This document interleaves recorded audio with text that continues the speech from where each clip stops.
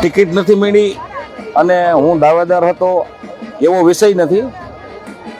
પ્રદેશ અધ્યક્ષ શ્રી પાટીલ સાહેબ, પ્રદેશ મહામંત્રી શ્રી રત્નાકરજી અને આપણા ગુજરાતનું ગૌરવ એવા આપણા ગૃહમંત્રી, કેન્દ્રીય ગૃહમંત્રી અમિતભાઈ શાહ, એમની સાથે વિચાર વિમર્શ કરી અને મારી સહમતિ નિર્ણય થયો છે.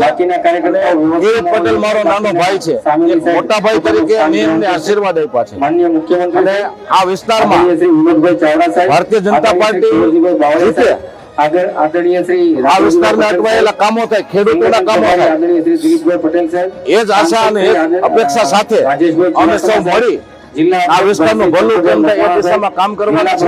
અને ચૂંટણી ભારતીય જનતા પાર્ટીનો ઉમેદવાર જીતે એ મહત્વનું છે, કોણ જીતે એ મહત્વનું નથી, પણ ભાજપ જીતે એ મહત્વનું છે.